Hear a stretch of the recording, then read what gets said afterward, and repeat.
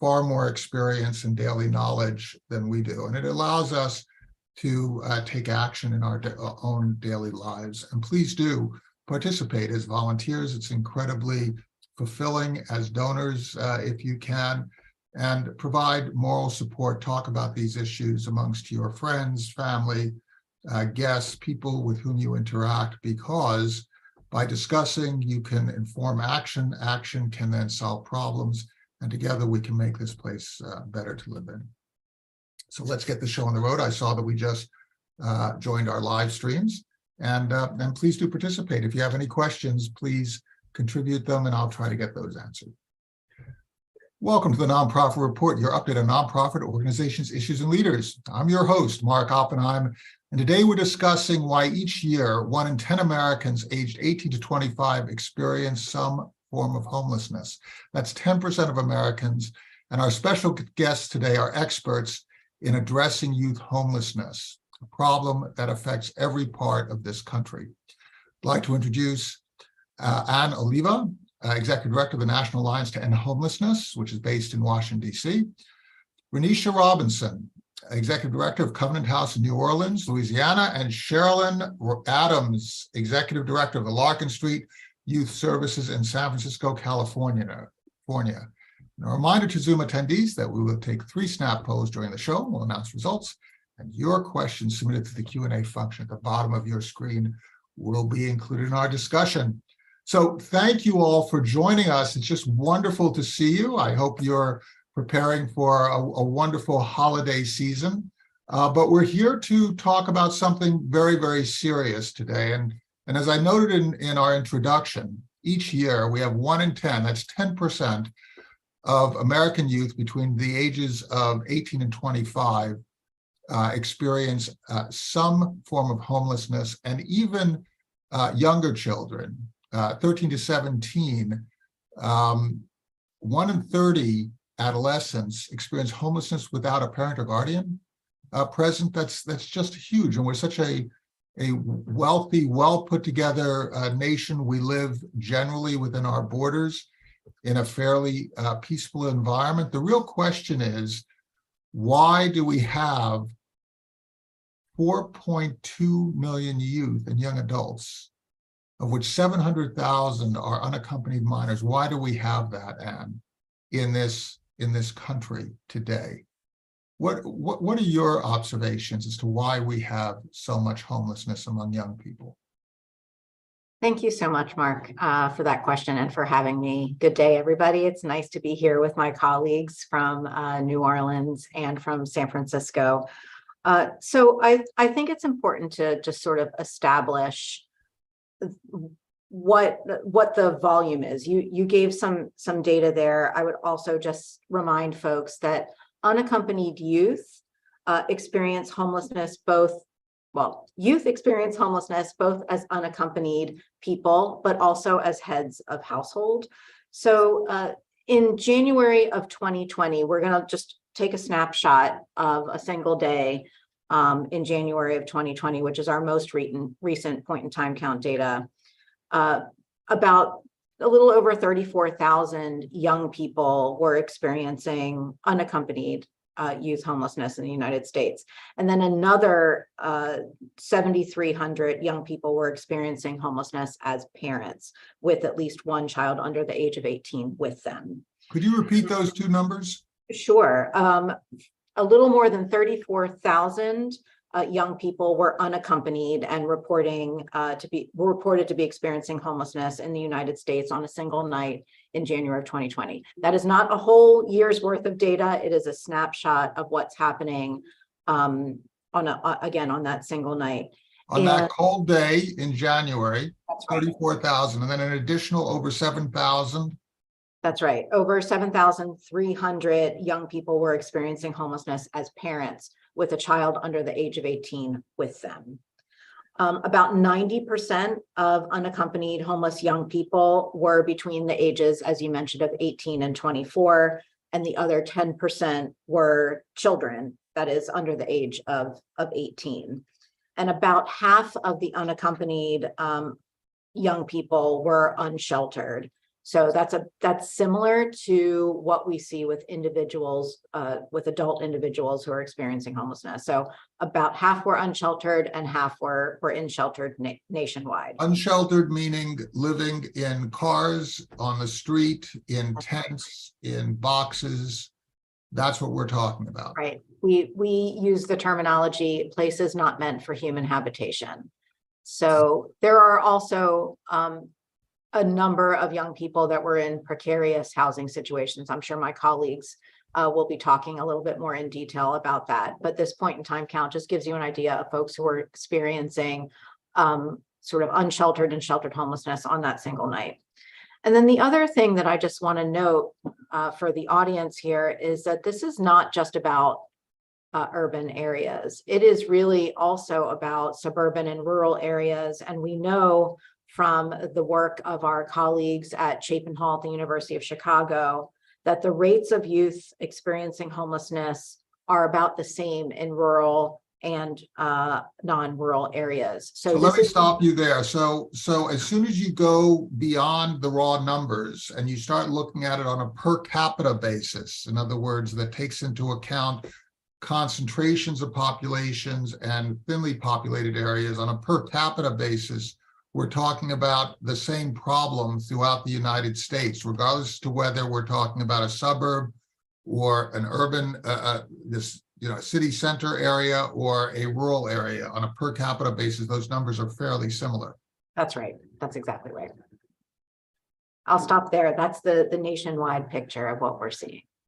So this is so very important. Can we drill down to New Orleans, what your experience here, in your area of the world, Rheneisha, what is from that level, right? From that sort of local and regional level, does what you see conform to what Anne described? Yes, absolutely. We see about 160 youth in our various residential programs on our census daily. So that sort of equates to about 700 youth that we interact with in a given year.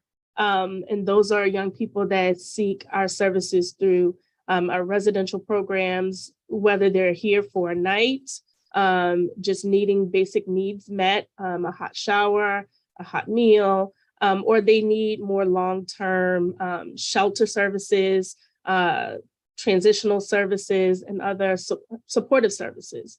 We interact with young people on the street, but more commonly, young people are coming into our open intake shelter seeking resources, and they're more likely not unsheltered. They may be couch surfing, they may be living with family member to family member until quite often they reach the age of 18. Maybe they are no longer eligible for services through foster care and they are seeking shelter, or they've kind of run out of the available resources that they may have within their family units. And so they seek services, but most commonly about 85% of the youth that we engage with are seeking some sort of residential support service when they come to our doors.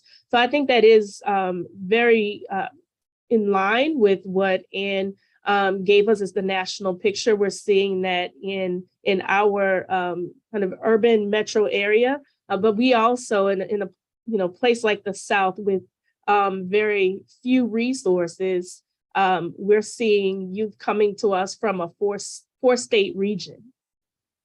Well, I think that's really also very important, right? When you have a region of the country where systematic support is not so readily available, the places where it is provided, like a city like New Orleans, where the support, even if it's inadequate, is more systematically provided, that becomes a magnet for those people who have no other choice, right? So you end up having in a relatively contained city, you end up having to function as a safety net for a much broader area. And when you're saying area, can we define that a little bit? Is it just Louisiana, or are people coming from out of state also to New Orleans? So people come from all over the country, actually. I think New Orleans is an attractive place for a lot of people. And, more specifically for youth who are seeking our services. New Orleans is very attractive. So we get young people from all over the country. But more commonly, we're getting young people from the metro area, other parts of the state of Louisiana. And we also get young people commonly from Alabama, Arkansas, and Mississippi as well. And Sherilyn, you also have an interesting situation. Like New Orleans, San Francisco also is a tourist town. There's a lot of people who come and go. There's wealth that comes into the city. There are restaurants. There are jobs that can be acquired by people of particular skill sets. But you also have this incredible issue, like in New Orleans, where you have young people living in poverty who are housing insecure, permeating the city. What is your picture from Larkin Street's perspective? Hi all, thank you. Thanks for having us. It's great to see Anne and Rheneisha. It's been a very long time. So thanks for the question. Yeah, I mean, I think partly when we think about young people experiencing homelessness or housing instability, common causes like Anne and Rheneisha highlighted have to do with inadequate support, maybe at home, financial or economic issues for families or others, that there's simply just not a lack of affordability. In San Francisco, obviously, we have high housing costs. We have a highly skilled labor market, making it very difficult to be able to survive in the city or to find and keep housing in the city. So young people might be experiencing homelessness because of abuse or neglect in the home, because of aging out of systems, foster care systems or others, and having inadequate support. We see many young people who just can't make it work financially, right? They just can't get a job that's going to pay for the rent. And of course, we have long-standing issues around structural racism, homophobia, all of which drives youth of color, LGBTQ youth into homelessness at far greater rates than white cisgendered youth. And so I think when we think about sort of the young people we see, which is about 1,500 to 1,600 young people a year, we sleep about 400 to 450 a night in a variety of housing or shelter options. And importantly, young people need housing, but they also need education and employment support and behavioral health support. And they need support around education and all of the things, right? The most common driver, or what correlates most with homelessness for young people, is not having a high school diploma or a GED. And when we think about the impacts of the past several years around the pandemic and school, like what we are seeing and worried about is like who will be our next, who now will experience homelessness if they didn't complete high school and they don't have access into the labor market. So we just asked a question about the root causes. What do you think are the main contributors to youth ending up homeless? And we had, in our responses, the highest response is the challenges of just growing up, of being a young person, peer pressure, rejection by family, and so on.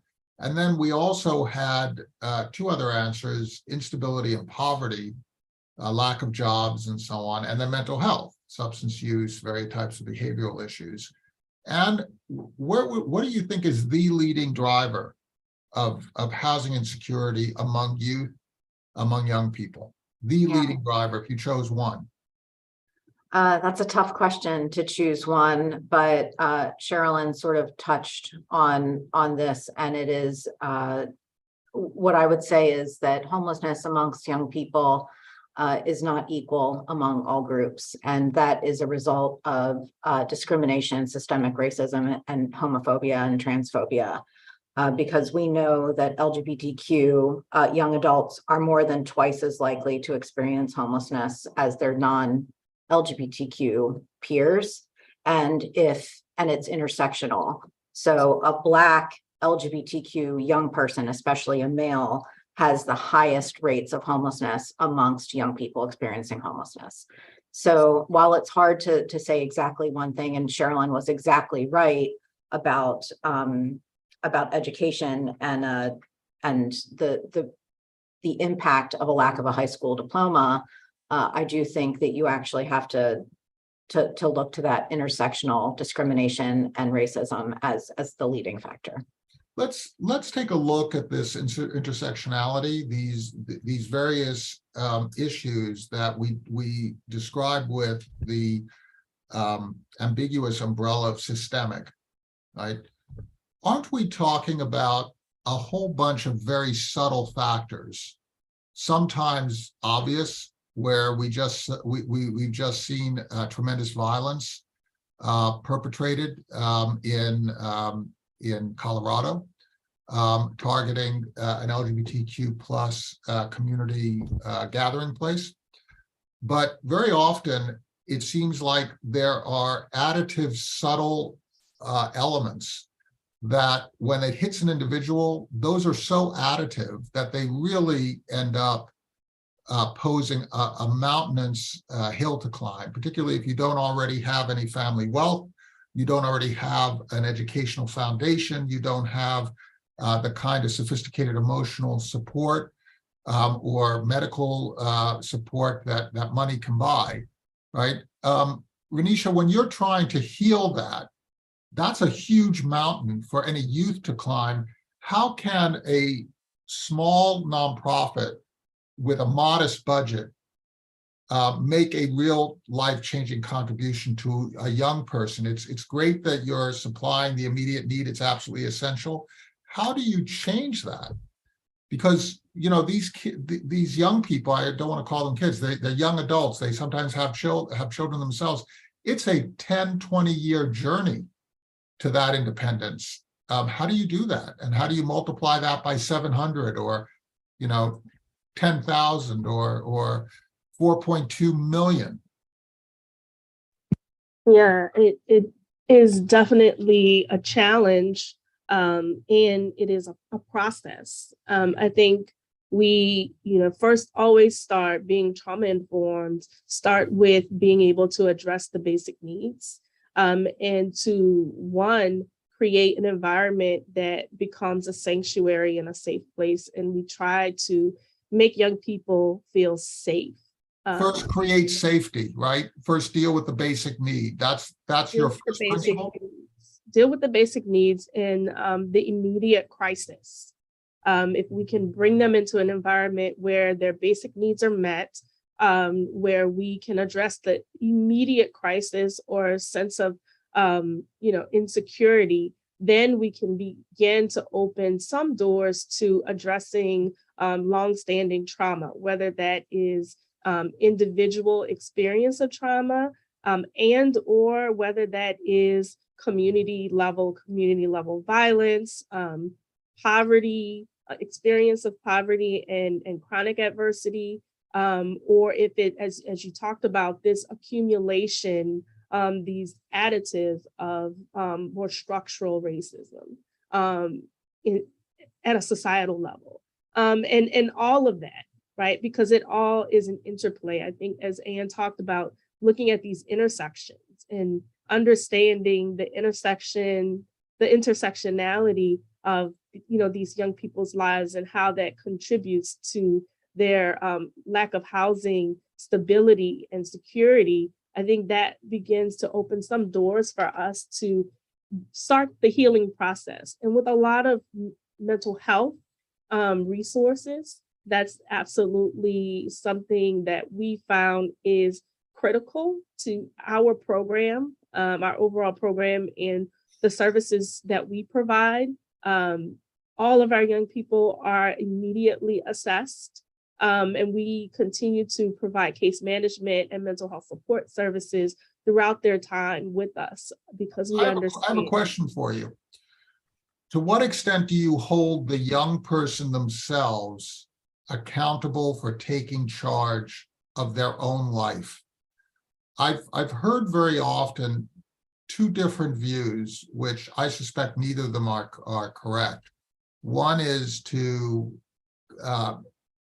foist responsibility on the person itself, particularly if they're adults, and the other is to voice responsibility just on general society.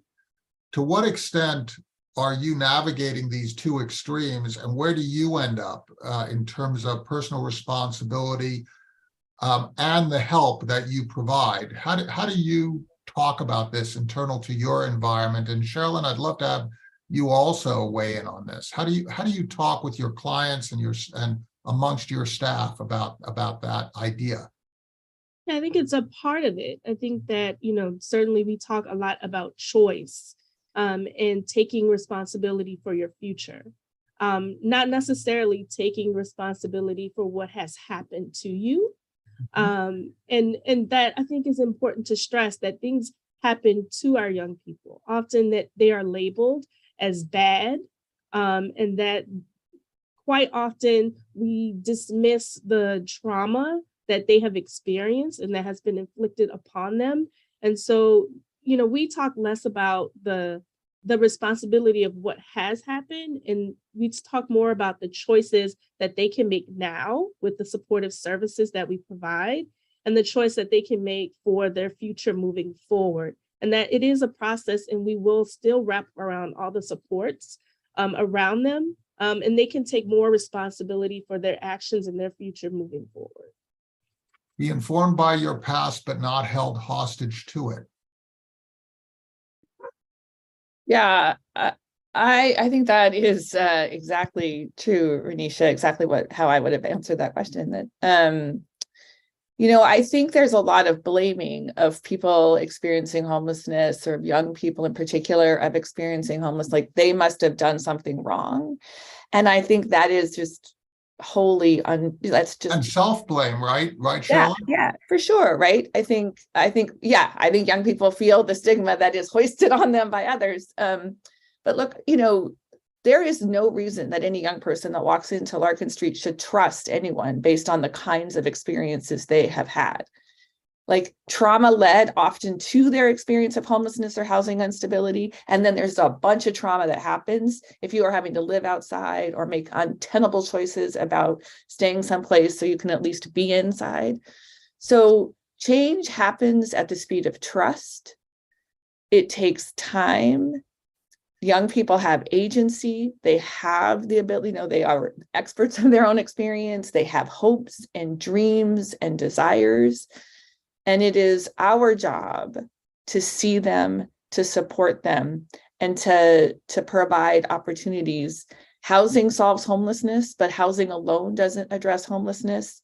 Lots of different kinds of housing for young people, and seeing them as and providing all of the opportunities to build, to gain the skills and tools that they'll need to go on forever to not re-experience homelessness, right? They need the same things that my kid needs in order to be able to be self-sustaining. And that takes a whole bunch of services, but it also takes somebody seeing them for who they are, believing in their potential and capacity, and trusting them.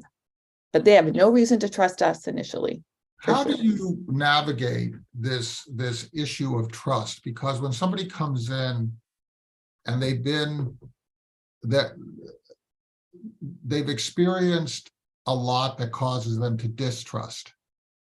Now, your environment is staffed by people too. People can act as helpers. They could also act as abusers. How do you ensure that your approach is, and your people are part of a safety network, that idea of safety is conveyed, but also ensured by back office operations, where you're investigating people who are seeking employment, providing these direct services? Sherilyn, we're going to go back, Sherilyn, and then Rheneisha, and then Anne. We'd like to talk about the sector and ensuring, because we've heard about some abuses that have taken place within this field of play. Sherilyn, how do you ensure operationally, as a leader of Larkin Street, that your people actually are equipped and properly monitored to ensure the safety of your youth? Yeah, thanks. I think, well, a couple of different things, right? We have a pretty rigorous hiring process, and we all do the kinds of interviews and time, like, all about when you're trying to do, everybody on this call might know how we do a background, like not, for some positions, there's a more extensive background check, but really working with folks on hiring, making sure that folks are trained, right? I think it's really important to understand that in this sector, we often have paid really low wages. We often have had really high caseloads. We often have not been able to invest in the kinds of training and support and professional development because of the way that we're funded. So what we do at Larkin Street, we have a professional development team. We work really hard to push our city to increase wages for our staff so they're not precariously perched on homelessness. We have a trauma-informed approach. We understand that the staff are vital to the success of young people. And so we invest in them in the ways that we can, and we push for greater understanding of the challenges and stressors that our staff face in the provision of services to young people. So, we do all the things around hiring, and then we get good people in, and then we do our very best to support them with training and professional development, fight for better wages for them. And, we have processes for young people to express to us if things aren't going well, right? Like you can finally, if there's something not working, there's a real transparent process for you to tell us about that so we can address it. So you're creating threads of trust so that you're not just requiring somebody to trust one person who is providing. If they have feedback, Rheneisha, you have various threads that allow that feedback to happen, and then you can create a response instantaneously to that feedback. How does that work over at Covenant House? Yeah, absolutely. Everything I think that Sherilyn has outlined, we have in place. Being a part of a sort of federation of Covenant House sites across the US, Central America, and Canada, we also have other resources that other human resources that allow us to add layers of the accountability, right, for our staff, to our young people, and for there to be avenues for young people and for other staff to report if there is any abuse of power, discrimination, or any act that is not aligned with the mission and the values of Covenant House as a federation of sites, and also Covenant House New Orleans specifically. And we stay true to that. And when, if there is an incident, that gets immediately reported, and there are channels for young people and staff to report and to make sure that funnels to all of the right people. And you take concerted action, right? I mean, you're not right. stringing it out. You take concerted action. And we take concerted action. And just to emphasize again, I think the professional development piece and training, that happening on an ongoing basis is critically important, and to make sure that our staff are in tune with trends. So as we learn what's happening in New Orleans and what's happening with respect to youth and housing insecurity across the country, that our staff are in tune with that and are able to develop an organizational response. And that translate at an operational level in how we implement our programs and how we function on a day-to-day basis. And I'm going to give you the last word since we're coming to the end of our time. I want to point out that we've asked a couple of other questions. One was, do you know anybody who's homeless? And we got a 45 to 55% response. 55% of the people said yes, which is not unusual for this type of a topic. There were a lot of people who said no. One of the things that we would urge is think about your wider circle, because it's almost certain, no matter what your economic level, no matter what part of the country you're living in, no matter if it's rural, suburban, or a city, you are coming into contact daily with people who are homeless or whose your own family might have suffered this. your friends, their wider circle might have suffered it. So part of this is an awareness issue. But Anne, I have another question for you, which is, in the National Alliance to End Homelessness, you have the need for an all-in kind of a approach in which business, real estate developers, nonprofits, churches, government, everybody needs to be part of this solution. How do you forge those relationships so that people can find a way to be involved by their own lights in solving the problem? How do you look at this as an all-in kind of a problem that people can actually participate in solving as a country? Yeah, that's a great question. I think so I also want to note that not only am I the CEO of the National Alliance to End Homelessness, I'm the board chair of True Colors United, which is an organization, a national organization dedicated to ending homelessness among LGBTQ young people. And so when I answer that question, I look at both of my hats in this area, and I would say it's really about relationship building.